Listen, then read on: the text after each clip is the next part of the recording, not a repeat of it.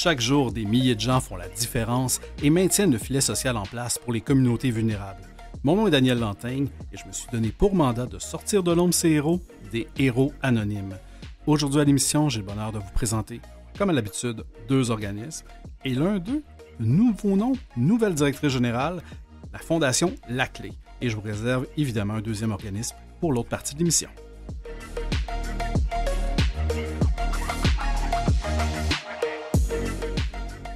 Quel bonheur de vous retrouver, de vous présenter et possiblement de sortir de l'anonymat.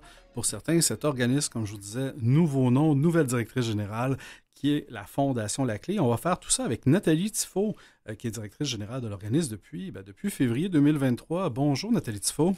Bonjour M. Lantaigne, ça me fait plaisir d'être reçu à votre antenne ce matin. C'est un grand plaisir de vous recevoir et évidemment de parler. On va parler un peu de vous, on va parler un peu de la Fondation. Évidemment, on va être très indulgent, considérant que vous n'êtes pas en poste depuis 20 ans dans cette organisation-là, mais on va essayer de décortiquer ce qu'est la Fondation La Clé, si vous le voulez bien. Commençons par le commencement. Fondation La Clé, comme je disais tantôt, nouveau nom, nouvelle directrice générale. Fondation La Clé, c'était anciennement la fondation de l'Office municipal d'habitation de Montréal, que je pense que vous connaissez bien. Oui, je connais bien parce que en fait, j'étais à l'emploi de l'Office municipal d'habitation de Montréal pendant plus de 30 ans. Donc, oui, la fondation de l'Office d'habitation de Montréal est devenue la Fondation La Clé tout récemment. Et dans le fond, on voulait distinguer là, les deux organismes là, qui pouvaient porter à confusion là, à certains moments.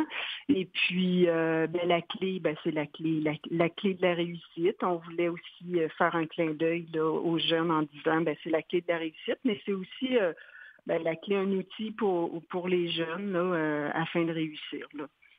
Justement, parlons-en des jeunes. La Fondation La Clé, elle est là pour venir en aide ou soutenir qui exactement? En fait, c'est vraiment d'aider les jeunes des milieux HLM, donc des habitations à loyer modique de Montréal, à persévérer dans leurs études puis atteindre vraiment leur plein potentiel. La mission est aussi de mobiliser là, les acteurs et les ressources de la collectivité. En fait, pour créer les conditions là, qui auront un impact positif là, puis durable dans la réussite là, des jeunes.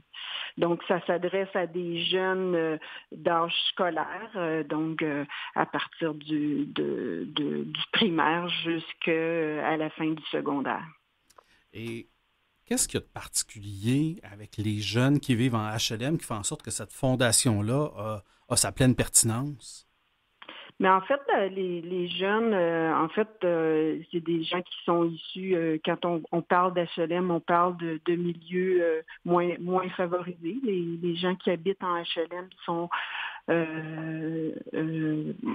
déjà moins nantis. Et dans le fond, l'une des inégalités là, les plus frappantes, c'est que les personnes qui sont issues là, des HLM,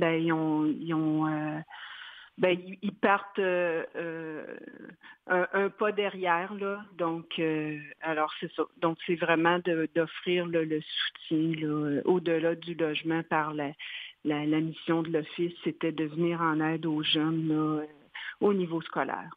Oui, parce que pour les gens qui ne résident pas en HLM ou qui sont peut-être moins sensibilisés à la cause, pour vivre en HLM, on parle d'un revenu familial là, qui est malheureusement pas très élevé. Je lisais sur votre site web, là, parfois, là, il y a des revenus familiaux qui sont en bas de 20 000 là. Oui, donc le revenu annuel moyen là, d'une famille qui vit en HLM est moins de 20 000, comme vous le mentionnez. Là. Et c'est sûr que le décrochage scolaire là, est associé à la vulnérabilité socio-économique des jeunes. Donc, en s'adressant directement aux jeunes, on se dit qu'on donne une chance là, de plus à la famille là, de sortir du cycle de la pauvreté. Tout à fait, parce que sortir d'un cycle de la pauvreté, ça se fait, des fois ça peut passer par différentes générations, mais si déjà on peut avoir un effet de levier rapide auprès de ces jeunes-là qui ont peut-être pas qui n'ont peut-être pas, malheureusement, là, puis je généralise, là, mais qui n'ont peut-être pas de modèle dans leur famille de gens qui ont accédé à des études postsecondaires ou même des études universitaires.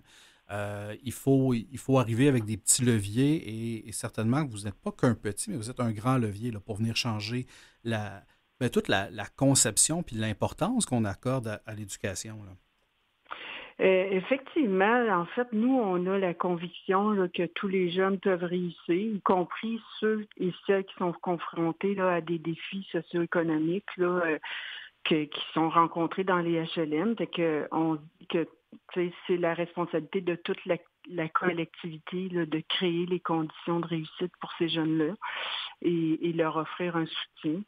D'ailleurs, le travail qu'on fait avec les milieux, ça permet de célébrer leur succès là, chez les jeunes et ça renforce leur confiance en eux. Là, C'est sûr. C'est sûr. Et si je ne me trompe pas, lorsqu'on parle de jeunes qui vivent en HLM, là, j'ai trouvé l'information, on parlait de près de 10 000 jeunes de moins de 25 ans qui vivent en HLM. Donc, il y en a quand même un nombre assez important là, de jeunes qui sont peut-être plus, disons, vulnérables au décrochage scolaire. Bien, effectivement, on retrouve dans les HLM de Montréal de nombreuses familles. Donc, qui dit nombreuses familles dit plusieurs enfants. Donc, 10 000 jeunes en bas de 25 ans, effectivement. Et puis, c'est ça. Quand on parle de persévérance scolaire, là, c'est un facteur important là, de la réussite des jeunes. Là, et puis, pour parler de la pandémie, ça a eu un effet dévastateur là, sur les jeunes et sur la persévérance scolaire. Là, c'est ça. Donc, pour vous donner une petite idée, là, en décembre 2020, là, le taux d'échec des élèves du secondaire était de 3 à 5 fois plus élevé qu'à pareille date l'année précédente. Fait que c'est une situation qui nous inquiète et puis ça devrait inquiéter tout le monde là, au Québec. Oui. Toute la société devrait s'en inquiéter. Là. Effectivement. Puis, quand vous avez parlé de la pandémie, ce qui m'a heurté, parce que bon, les HLM, la Fondation La Clé, on est beaucoup, j'imagine, dans le territoire de Montréal. Oui. Mais je lisais que vous avez notamment un des projets ou un des axes qui est de s'assurer que tout le monde soit branché à Internet. Et on dirait que dans ma petite lunette d'observateur un peu éloigné, je me disais, les gens qui n'ont pas Internet, c'est des gens qui peut-être habitent en région très, très, très, très rurale, éloignée, mais qu'à Montréal, c'est un problème qui est réglé. Mais si on se retrouve en pandémie, qu'on fait l'école à la maison, mais qu'on n'a pas Internet, disons qu'on ne s'aide pas vraiment là, pour réussir à accéder aux études. Donc, il y a encore des jeunes qui n'ont pas nécessairement accès à cet élément-là qui nous semble quasiment de base là, aujourd'hui. On avait une petite idée, mais effectivement, là, avec la pandémie, dans les grands constats qu'on a eus, il y a seulement 53% des familles qui ont accès à Internet à la maison, à l'Office, oui, selon un sondage que l'Office municipal d'habitation avait fait. Donc, un sondage qui n'était pas sur Internet, j'imagine. Non, c'est ça. Alors, vous comprenez que dans un contexte là, d'école à distance et même avec le retour en classe, là, plusieurs devoirs et des suivis se font via Internet. Là. Donc, ça devient compliqué pour les jeunes là, qui n'ont pas accès. Donc, c'est comme si on vient créer 2 classes d'étudiants, dont ceux qui ont accès, puis évidemment, ceux qui n'ont pas, ils doivent faire un effort supplémentaire, c'est-à-dire de se déplacer à la bibliothèque ou dans un lieu où il y a une connexion. Et sachant que déjà, il y a une fragilité à rester à l'école, si en plus on rajoute la nécessité de faire un effort de plus, clairement, il y a un besoin évident qui est là et qui est à combler. Là. C'est effectivement un tout nouveau programme là, que la Fondation est en train de mettre en place cette année. Là, et puis, grâce à une entente là, avec une compagnie de câbleau distribution, là, on souhaite là, brancher plus de 500 jeunes là, qui vont avoir accès là, à Internet gratuitement là, à la maison. C'est une très, très belle initiative. Là. Oui, fait que ça fait partie des programmes là, qu'on est en train de mettre en place. Là, et la pandémie, c'est ça, a mis en lumière, en fait, là, cette problématique-là et on voulait l'adresser là, Ouais, des fois, via la Fondation. Là. des fois, on voit plein d'enjeux à régler, puis c'est quand on est dans des périodes comme la pandémie, on fait ah ben il faut peut-être reculer d'une case, puis régler cette situation-là si on veut en régler d'autres. Puis clairement, bon ça en est une, puis tant mieux que vous l'ayez identifié, puis que vous soyez en mesure d'y répondre avec vos partenaires. Alors ça, c'est extraordinaire. Euh, on va passer dans quelques instants une courte pause, mais avant, j'aimerais savoir, vous, Nathalie Tifo, là, qui connaissez, je dirais, l'écosystème de l'Office municipal d'habitation de Montréal pour y avoir travaillé, qu'est-ce qui a fait en sorte qu'il y a très peu de temps, vous avez décidé de sauter du côté de la Fondation? Ben en fait, c'est ça. J'ai passé plus de 30 ans à l'Office municipal, dont une dizaine d'années là, en organisation communautaire et puis ça m'a donné l'occasion de côtoyer des familles et des jeunes des milieux HLM et j'ai toujours eu j'avais la conviction que fallait aller un peu plus loin. Et puis, il y a quelques années aussi, j'ai organisé puis participé à 2 activités de levée de fonds là, qui m'a donné aussi la chance de vivre une expérience là, avec 2 jeunes qui étaient issus des milieux HLM. Donc, on a amené, c'était 2 treks, là, c'était des levées de fonds, là, mais on faisait un trek, là, entre autres en Bolivie, et l'autre au Maroc. Et de vivre un défi physique et psychologique avec les jeunes, pour gravir des montagnes, ça fait en sorte que on réduit l'écart entre les gens qui sont moins nantis. Donc, c'est vraiment une expérience pour moi qui a été assez déterminante. Et je me disais, je croyais en cette mission-là, mais j'avais envie d'en faire partie là, puis j'avais quand même fait là, le tour du jardin là, à l'office municipal là, au niveau de mon travail. Et puis c'était une manière autrement pour m'impliquer là, auprès des familles dans les milieux HLM. Là. Ah ben, très, très heureux que vous soyez rendu aux commandes de la Fondation La Clé. Nathalie Tifo, on va prendre une courte pause si vous voulez bien. On revient dans quelques instants. On discute avec la directrice générale de la Fondation La Clé, anciennement la Fondation de l'Office municipal d'habitation de Montréal. Et on poursuit cet échange-là. Restez à l'écoute.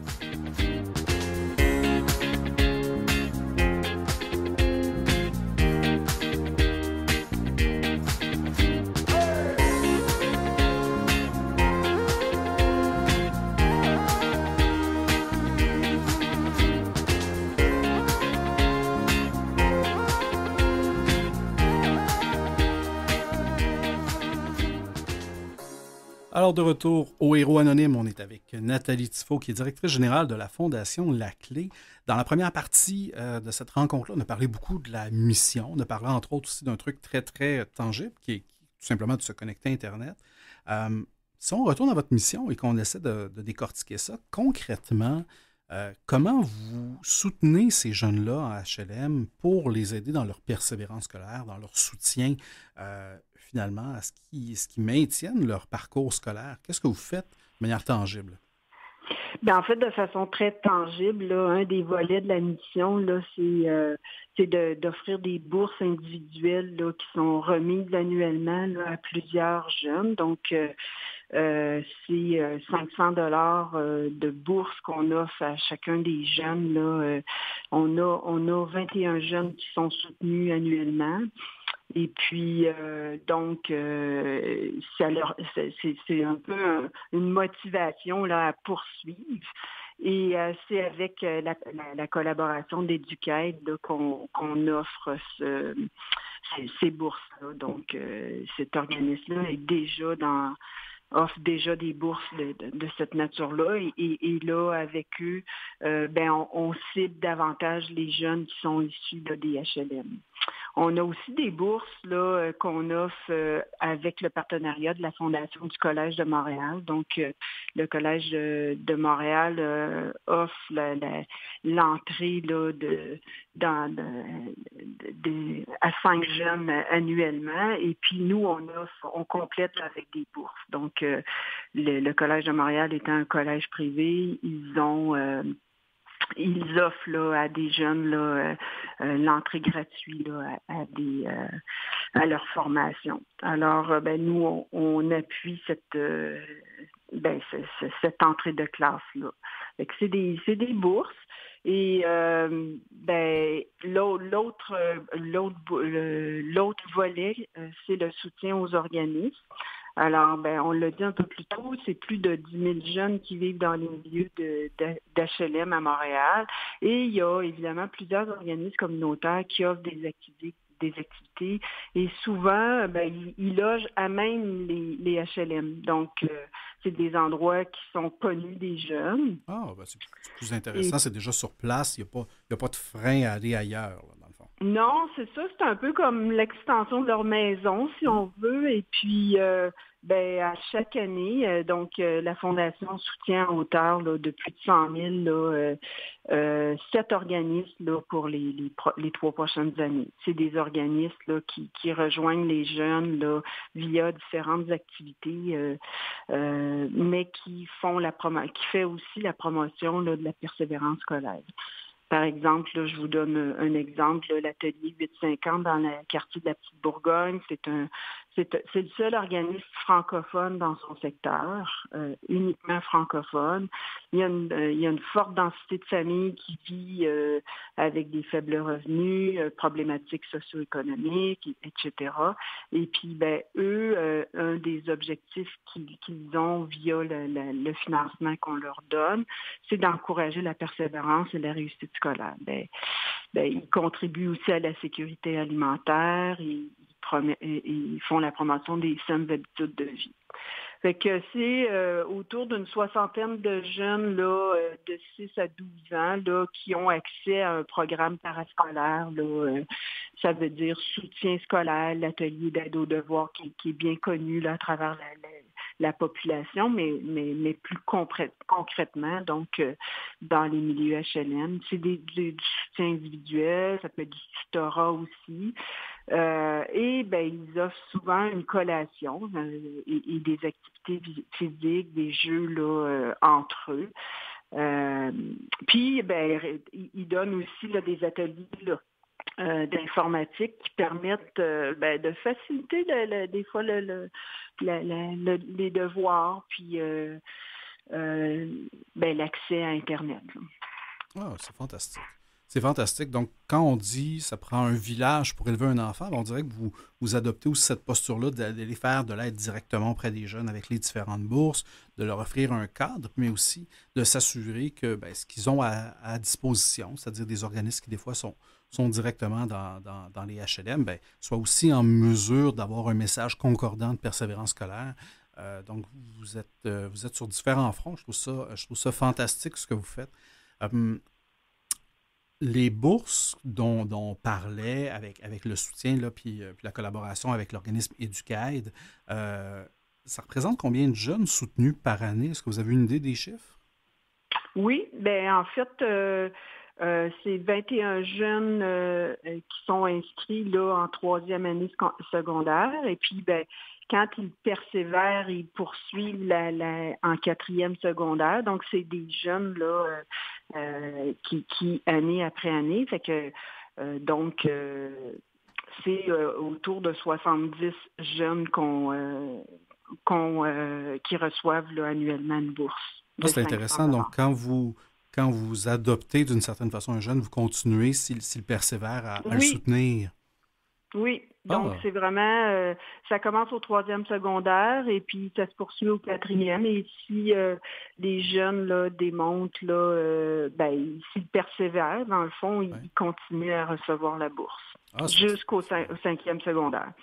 Ah, ben c'est extraordinaire. Alors, si jamais là, les gens font comme Ah, 21, c'est peut-être pas un chiffre qui frappe l'imaginaire, mais c'est 21 que vous pouvez soutenir et que vous encourager justement jusqu'à la fin du secondaire s'ils persévèrent. Moi, je trouve ça fantastique que ces jeunes-là aient quelque chose auquel s'accrocher d'une certaine façon et de savoir que leurs efforts vont être d'une certaine façon récompensés aussi, là. C'est fantastique, ça.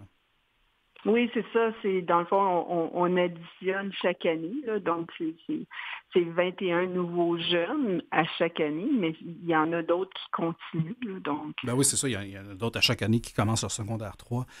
Effectivement, donc ça crée des nouvelles cohortes de jeunes qui sont certainement très chanceux d'avoir la fondation La Clé, qui est justement une clé qu'ils peuvent utiliser pour leur persévérance scolaire. Euh, L'organisme, la fondation La Clé, ce que vous faites, je trouve ça fantastique.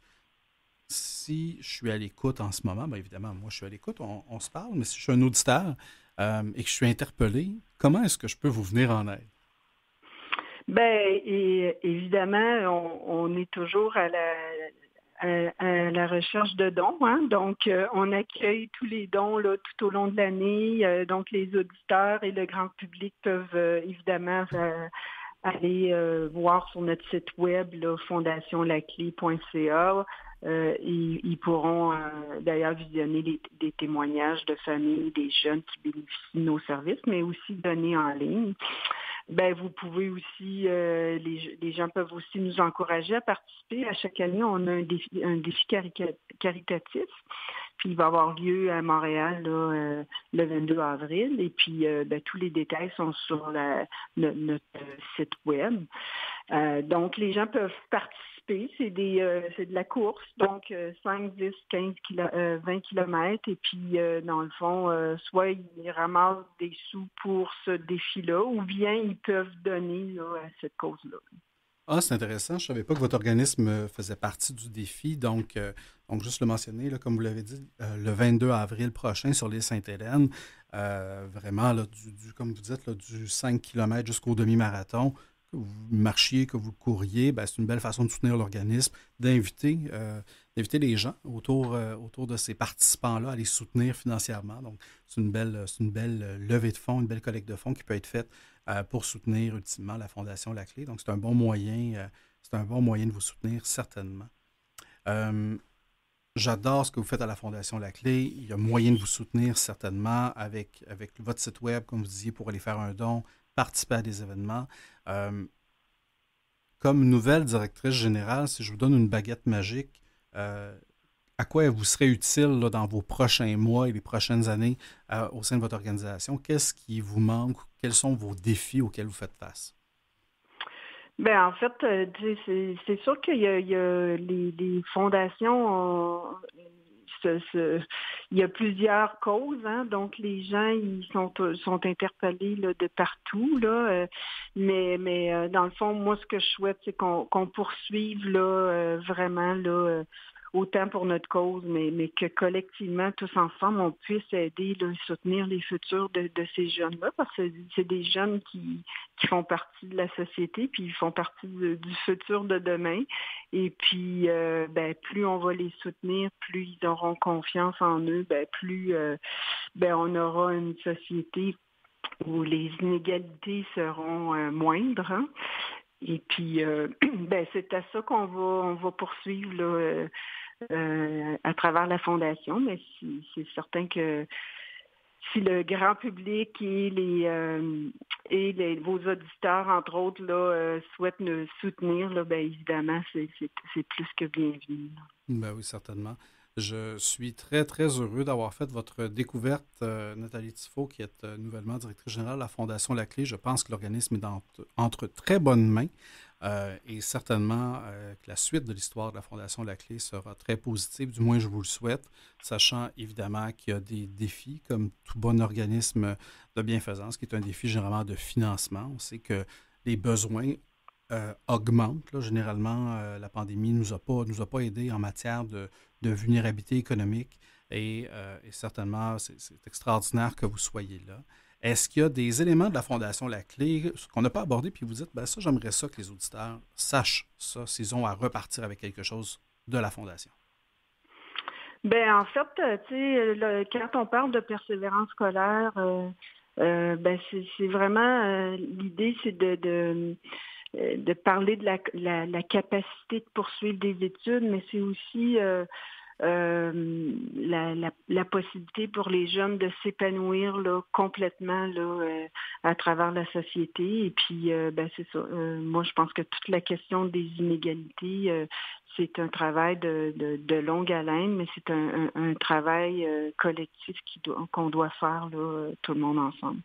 C'est sûr que 10 000 jeunes, c'est beaucoup de jeunes à soutenir. Et puis, comme je vous disais, je l'ai un peu mentionné au début, là, mais nous, on a vraiment la conviction là, que chacun doit avoir sa chance. Là, et puis, il faut s'engager là, collectivement à créer ces conditions là, pour que les jeunes réussissent. Bien, certainement, je suis à la même place que vous. Nathalie Tifo, c'était un très, très grand plaisir de discuter avec vous et le temps a passé très, très vite. Je vous remercie de vous être prêté au jeu, justement d'avoir fait cet exercice-là là, peu de temps après votre arrivée en poste. C'est pas toujours un exercice qui est évident. Et si on veut vous aider et vous joindre, on peut visiter le site web qui est fondationlaclé.ca ou en composant le 514-868-2345. Ça fait un immense plaisir de vous recevoir. Il ne me reste qu'à vous souhaiter évidemment bon succès pour la suite. À vous qui êtes à l'écoute. Oui, allez-y, vous vouliez intervenir? Merci. Je veux vous remercier, M. Lantaigne, de l'invitation et puis au plaisir de reparler de la Fondation à nouveau dans une prochainement. Certainement, avec grand plaisir. Merci beaucoup. À vous qui êtes à l'écoute, restez en ligne. Restez plutôt à l'écoute. Je vais vous parler justement du défi caritatif un peu plus en détail qui s'en vient dans un mois. Alors voilà, le défi dont on a parlé avec Nathalie Tifo, qui est le défi caritatif Banque Scotia, a lieu chaque année à Montréal. Et après une petite pause là, en mode virtuel, il a lieu le 22 avril prochain sur l'île Sainte-Hélène. C'est un événement qui est extraordinaire parce qu'à chaque émission, on demande toujours aux gens comment ils peuvent soutenir l'organisme. Donc évidemment, on peut faire du bénévolat, on peut donner de l'argent, mais il y a ce défi-là qui revient, qui est extraordinaire. Donc, qu'est-ce que c'est que ce défi-là?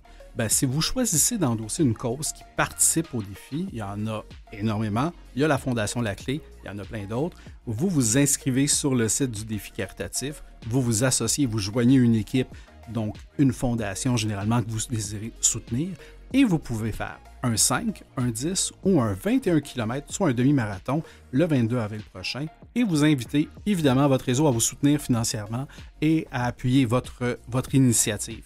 Donc, tant qu'à courir ou à marcher, pourquoi pas le faire pour une bonne cause? Je vous invite à le faire et à vous inscrire. Il vous reste un mois pour participer au défi caritatif le 22 avril prochain. Et évidemment, invitez les gens à vous soutenir. C'est comme ça qu'on fait des petits et qu'on accumule plus d'argent pour les causes. On se retrouve dans quelques instants pour la deuxième partie de l'émission. Vous écoutez Les Héros Anonymes avec Daniel Lantaigne. Et de retour justement aux Héros Anonymes, grand plaisir de recevoir avec nous Stéphane Marcoux, qui est fondateur et directeur général de l'organisme Plein Rayon, qui est un organisme que j'aurai le plaisir de découvrir en même temps que vous, croyez-le ou non. Alors, Stéphane Marcoux, Plein Rayon, très heureux de vous recevoir. Oui, merci. Merci d'être parti de Cowansville, si je ne me trompe pas, pour venir à nos studios. Oui. Alors, merci d'avoir traversé la 10 et de vous être rendu jusqu'à nous. Plein Rayon, qu'est-ce que c'est? C'est un organisme à but non lucratif que j'ai fondé il y a 7 ans bientôt. Et puis, il y a 7 ans maintenant, 7 février. Puis, dans le but, c'est de l'inclusion sociale à haut niveau. La manière que ça fonctionne, c'est qu'on travaille avec des gens qui ont une déficience intellectuelle, le spectre de l'autisme, et aussi des gens en santé mentale. Puis, on a 18 projets d'économie sociale sous un même toit dans le but de développer le sens de la citoyenneté en premier, parce que c'est ça qui est important. Et après, une fois que le sens de citoyenneté est acquis, on travaille les habiletés socio-professionnelles. Puis, quand on se sent et la personne se sent prête, on fait l'accompagnement au travail. Donc, on leur aide à trouver un vrai travail dans leur communauté à eux. Donc, c'est ça. Ah, quand même.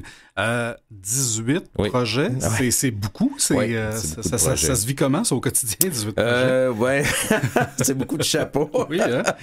C'est beaucoup de chapeaux. On travaille toutes sortes de choses. Mais le but, c'est ça, c'est de leur faire sentir qu'ils font vraiment partie de leur communauté. C'est plus que de l'intégration, c'est de l'inclusion. Puis je pense qu'on devrait commencer à penser beaucoup plus au niveau inclusif que l'intégration. Oui, certainement. Puis ça s'adresse à qui? Parce que, bon, je dis d'entrée de jeu, vous êtes de Cowansville. Oui. Est-ce que c'est propre à la municipalité ou on est dans la région de Brome-Missisquoi, dans le fond? J'ai tous les gens de Brome-Missisquoi qui y viennent. Aussi de la Haute-Yamaska, de la région de Granby, j'en ai quand même plusieurs. Et mon plus loin, mais là, il travaille maintenant, mais il était de Actonville, ce qui est quand même. Oui, il venait 2 fois par semaine.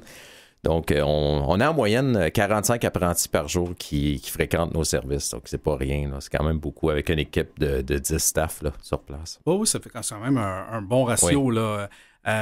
Et ces gens-là, ils arrivent vers vous comment? Est-ce qu'ils sont référés? Est-ce qu'ils vous découvrent par hasard, par magie?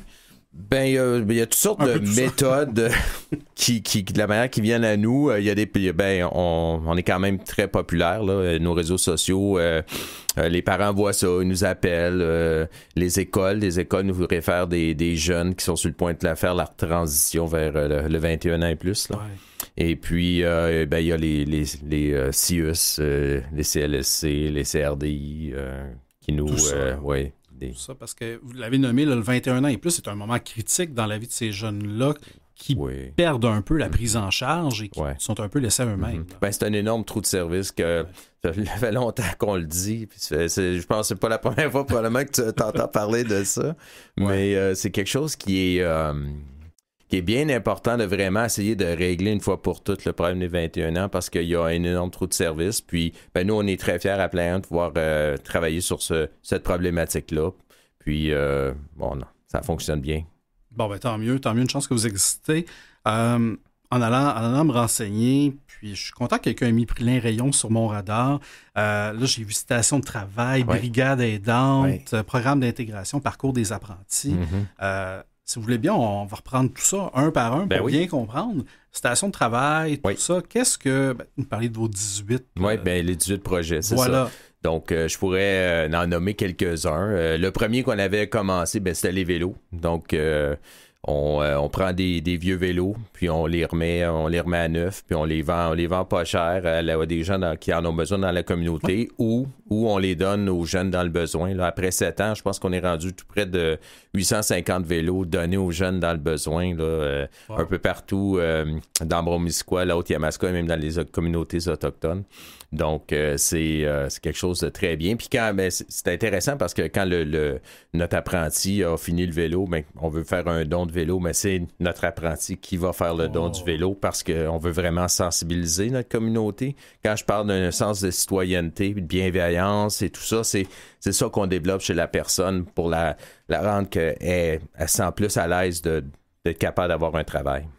Wow, fait que ça permet vraiment pas de boucler la boucle, mais d'une certaine façon de non seulement apprendre à faire le métier, mais en même temps de voir l'impact puis de voir le bonheur que ça fait auprès des gens qui vont soit se procurer un vélo à coût modique ou le recevoir. Ça doit être... on doit travailler beaucoup sur la fierté là, aussi à travers tout ça. Là. Ben oui, c'est ça qui est important. C'est cet aspect-là que nous, chaque projet touche vraiment. Là, c'est de vraiment développer ce sens de citoyenneté-là puis de sentir que tu as ta place vraiment une fois pour toutes. Puis une fois, c'est ça le secret, là, le concept de Plein Rayon, c'est vraiment ce sens de citoyenneté-là qui est acquis. Puis ça ouvre les portes à toutes sortes de choses. Les gens changent, là, se transforment littéralement, là, puis ils sont toute autre personne que quand ils sont rentrés dans nos services. Là. Ils rentrent là, les épaules vers en bas, pas de contact visuel, mais à la fin, les épaules, le regard, le sourire, c'est mais ça doit être gratifiant. Ça doit être un moment extrêmement intéressant que ces gens-là, ces jeunes et moins jeunes qui rentrent chez vous et qui développent une compétence, un métier, leur sens de la citoyenneté, ça doit être extrêmement gratifiant pour eux de voir qu'ils sont en mesure de réaliser quelque chose, de se trouver une carrière, de se trouver un travail, mais ça doit être aussi avoir un impact incroyable auprès de la famille de ces gens-là qui qui sont peut-être un peu pris au dépourvu si jamais ils arrivent aux 21 ans, puis ils se disent, ça va être quoi le reste de sa vie? Mais littéralement, tu sais, il y a plein de beaux projets là, au Québec, là, mais tu sais, j'aime beaucoup le mien, c'est sûr. Vous avez un petit billet, là. Tu sais, je peux vous donner un exemple concret de l'impact que le Plein Rayon a sur ces jeunes-là. J'avais un jeune de 18 ans qui était rentré dans nos services.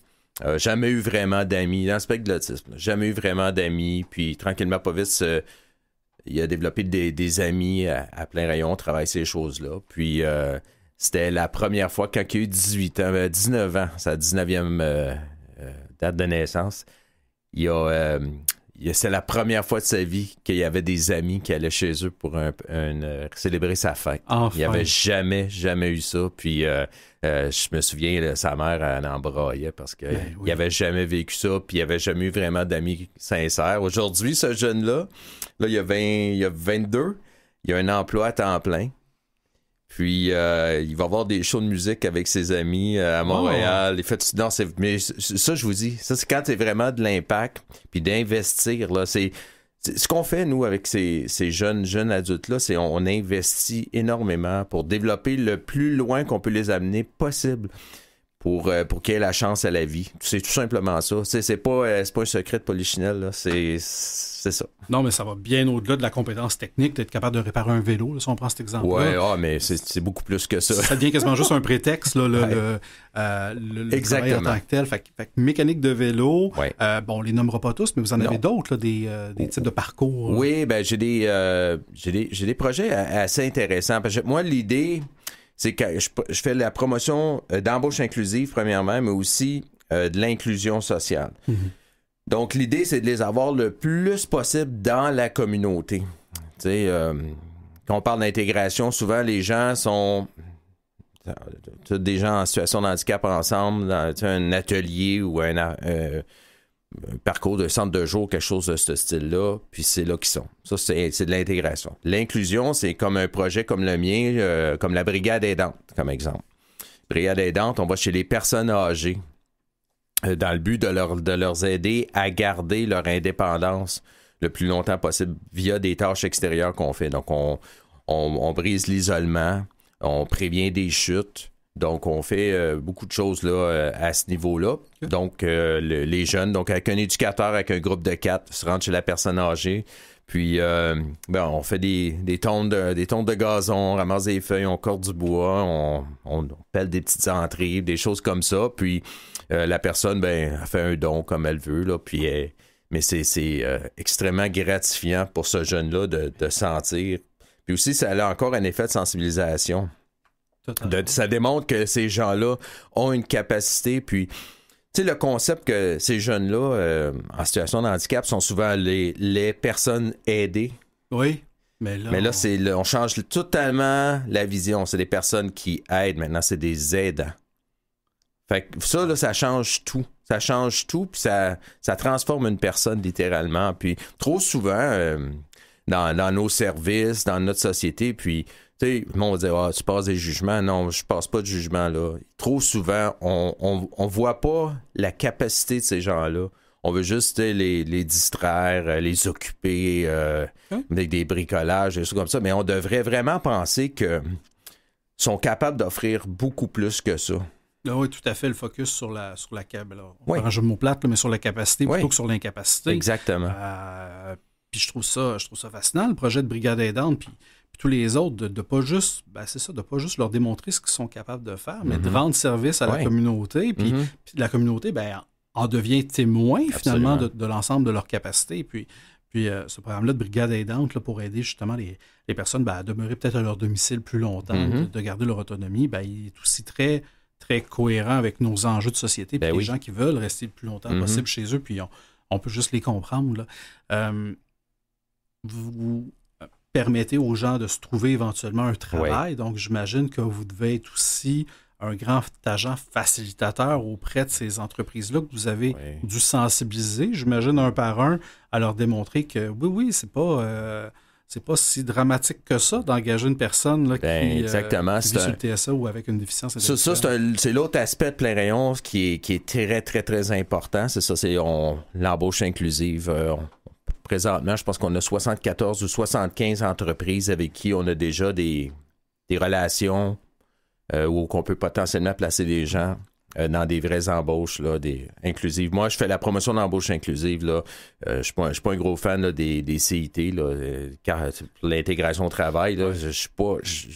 Moi, je trouve que c'est pas valorisant de dire tu vaux juste 50% d'une personne qui travaille normalement. Moi, je dis non. Si vous êtes pour engager quelqu'un, c'est une personne, puis on va travailler les habiletés qu'on a à travailler, puis on va amener cette personne-là au niveau de performance que vous désirez. Mais pour le moment, on focus sur la qualité et non la quantité. Ah, ben c'est extraordinaire. Oui. Puis ça a dû prendre...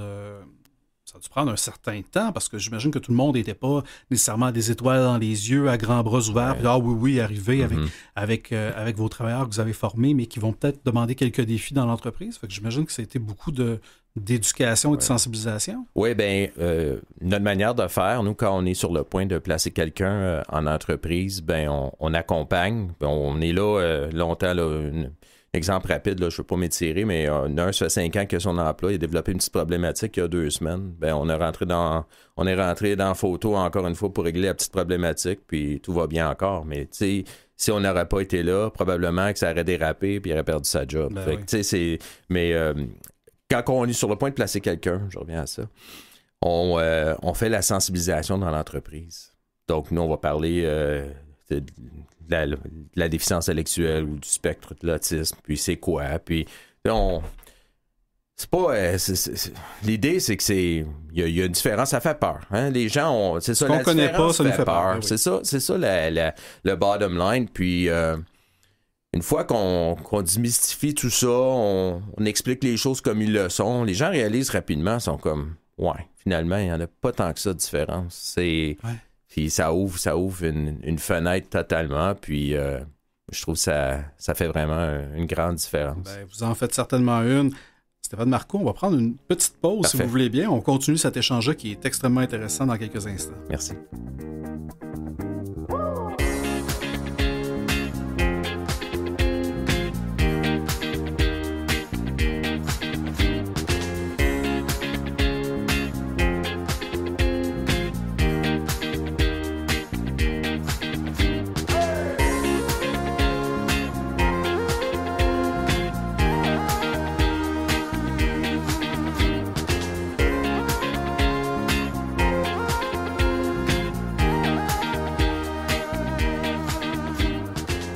Alors, on est de retour avec Stéphane Marcoux, qui est fondateur et directeur général de Plein Rayon. On va parler de différents éléments, comment on peut vous aider, puis comment vous êtes financé dans un instant, mais j'aimerais beaucoup savoir pourquoi, il y a maintenant 7 ans, vous êtes levé un matin, puis Plein Rayon a vu le jour. Ben, je travaillais dans les écoles avec des élèves là, à comportement assez sévère, puis j'ai vu ces jeunes-là grandir au fil des années. Puis, j'y revoyais dans la communauté. Puis c'est des jeunes adultes, puis je lui demandais « Hey, comment ça va? Qu'est-ce que tu fais? » « Rien chez nous.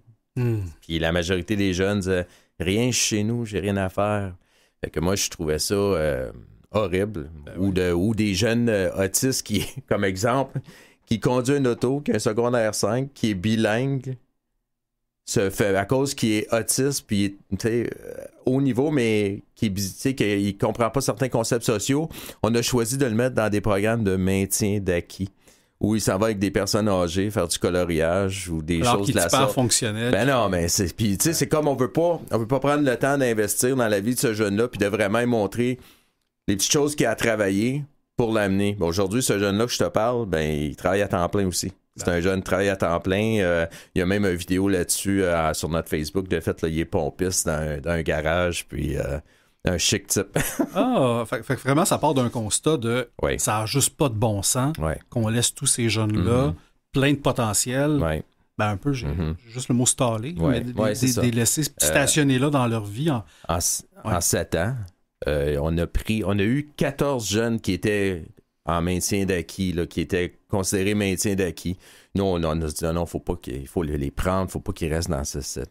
Puis de ces 14-là, on en a 11 maintenant qui ont du travail à temps. Wow.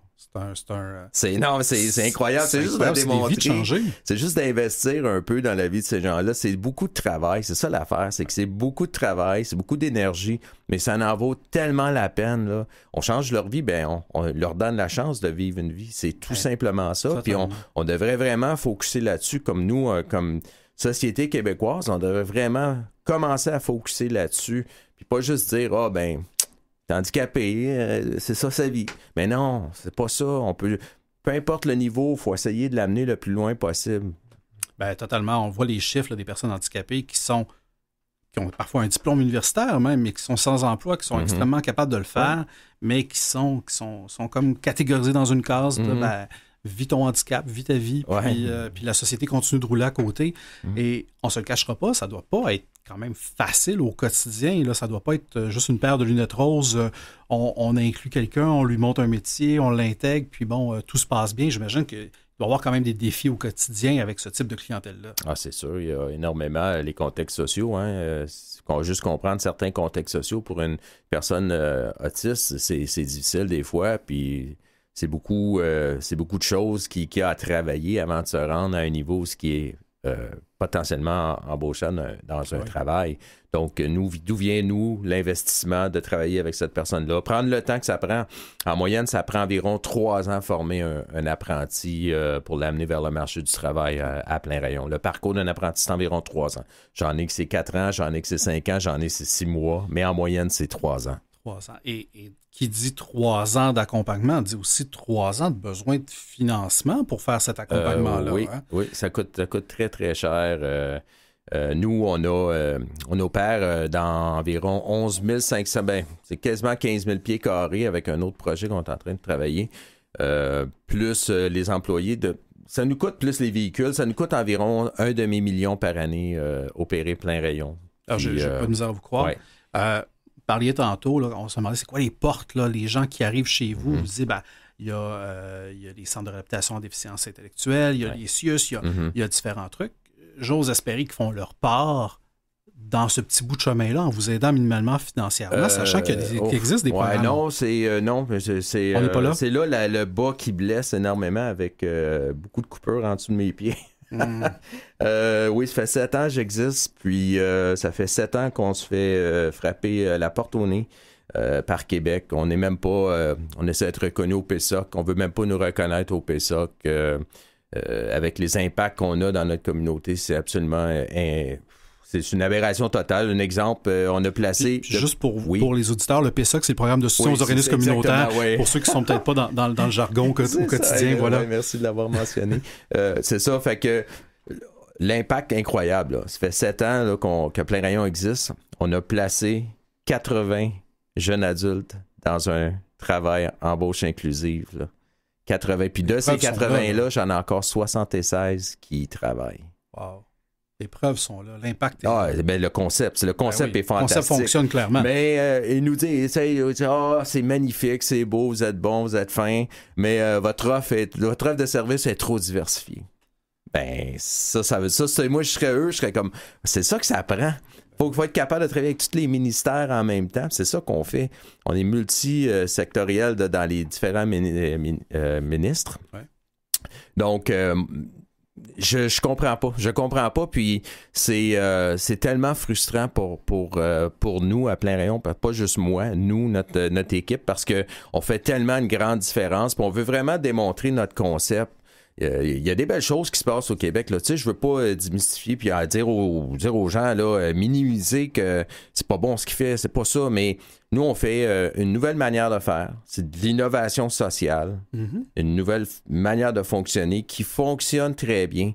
Mais à un moment donné, faut faire preuve d'ouverture au niveau gouvernemental puis arrêter de penser que ce qu'on a en place présentement, c'est de la mine d'or, qu'en réalité, il n'y a plus d'or dans la roche. Non, effectivement. C'est une aberration, certainement, parce que, on l'a mentionné, le PSOC, le programme de soutien aux organismes communautaires, dans le fond, pour les gens qui ne savent pas, le gouvernement a des enveloppes pour soutenir les organismes communautaires partout dans la province. Généralement, c'est géré par les CIUS ou les CIS, les différentes régions. Et pour moi, le calcul mental n'est pas très compliqué. Là, je ne comprends pas que vous ne soyez pas éligible et que vous ne soyez pas soutenu depuis tout ce temps-là. Pour moi, il y a une incohérence. Là, Il y a une grande incohérence. Puis là, on va vous dire, ben là, non, et vous ne dites pas les vraies choses. Ben oui, je dis les vraies choses parce que moi, je cherche du financement récurrent. Puis là, faut toujours se qualifier pour des projets. Fait que là, Québec m'a donné un 166 000 l'année passée, là, le projet NEF, qu'il appelle. C'est un projet pour les personnes qui ne sont pas à l'école ni au travail. En tout cas, on a pour 15 personnes. Donc, c'est 166 000 que j'ai reçu. Là, ils vont nous dire, ben, tu sais, puis... le député chez nous va dire non, on a trouvé de l'argent pour plein rayon. Mais ce que les gens ne comprennent pas, c'est que ce 166 000-là, c'est pour 1 an. Il a fallu que je rentre 15 nouveaux apprentis de plus à plein rayon. Puis il a fallu que j'engage 3 éducateurs de plus à plein rayon. C'est pour 1 an. Bientôt, au mois de juin, c'est fini, ce 166 000-là. Qu'est-ce que je vais faire, moi, là? Ben, est-ce que je vais jeter les 15 apprentis qui progressent dehors puis je vais dire à mes 3 staff, ben non, c'est fini. Oui, parce qu'ils n'ont pas fini au bout d'1 an, ces apprentis-là. Donc, mon budget qui était de 500 000 devient un projet de 666 000. Donc, ils m'ont créé un besoin de 166 000 de plus parce que fait que voyez-vous, c'est ça que je déplore, c'est comme faut toujours se qualifier. 80% du temps, on se fait dire non, puis c'est énormément. Moi, je suis éducateur, je suis récréologue de formation. Je suis pas un chasseur de fonds, mais je suis rendu un expert là-dedans parce que on frappe à toutes sortes de portes impossibles. Mais si on nous laisserait faire notre travail, puis on nous financerait de manière récurrente, je vous le promets que l'impact serait encore 10 fois plus grandiose qu'il est présentement, puis c'est déjà grandiose. Bien, certainement, parce que toute l'énergie que vous mettez là-dessus, vous pourriez continuer de la mettre où est-ce qu'il y a de l'impact. Ça, je suis pas... vous n'avez pas besoin de me convaincre, mais je suis vraiment extrêmement... Pas juste désolé, mais déçu de la situation.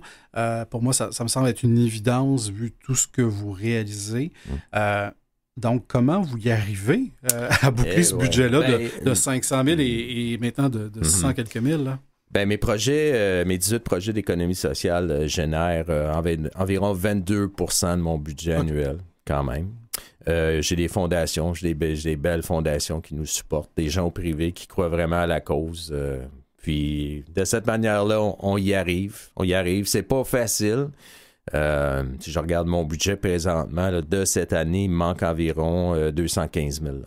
Quand même. Et effectivement, le financement par projet, souvent, ce qu'on réalise, c'est que les organismes, ils fabriquent un nouveau projet pour réussir à rentrer là-dedans en espérant que ce soit récurrent. Puis malheureusement, c'est souvent pas récurrent. Puis là, sont pris avec ce nouveau bébé-là. C'est parfait. Puis ce que tu expliques, c'est comme l'image qui me vient en tête, moi, c'est la balloune. C'est comme une balloune, tu souffles dedans, elle grossit, crée des nouveaux projets, mais l'organisme en est plus capable de gérer cet aspect-là. Puis la baleine, pouf, elle pète.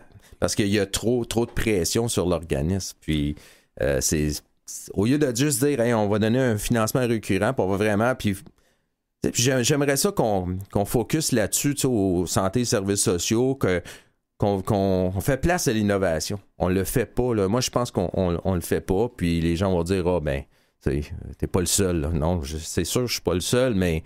C'est pas rassurant. Vous soyez pas le seul. C'est pas réconfortant comme argumentaire de savoir que vous n'êtes pas le seul. C'est extrêmement navrant, considérant. C'est ça, tout l'impact. Puis le financement par projet, c'est beau, mais à un moment donné, il faut que la shop roule. Ouais. Et pour moi, votre mission, c'est un projet de société.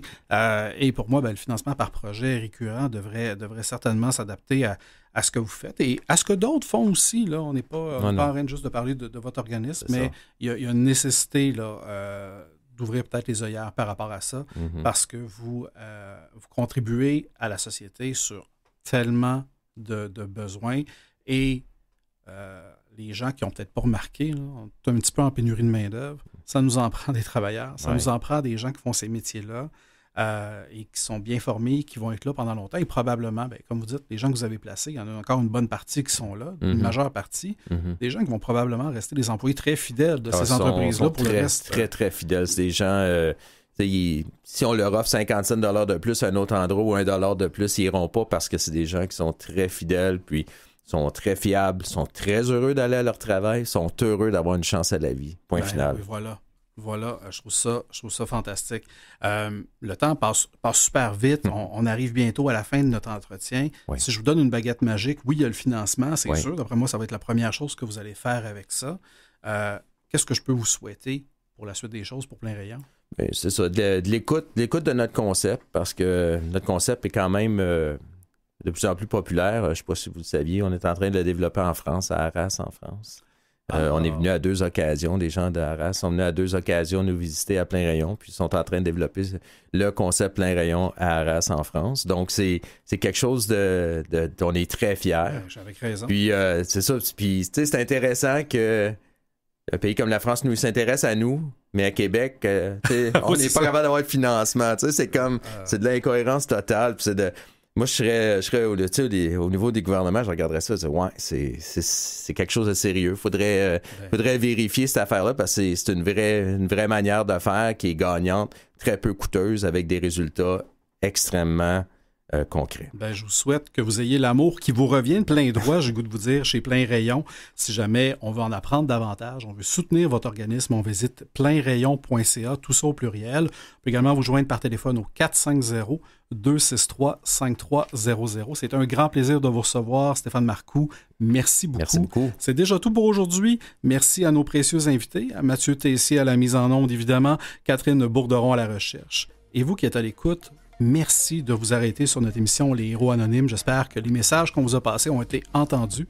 Et on se donne rendez-vous avec grand plaisir la semaine prochaine, même heure, même poste, alors que j'aurai le plaisir et le grand privilège de vous faire découvrir 2 autres héros anonymes. Je vous souhaite une très belle semaine et je vous dis à la prochaine. Merci.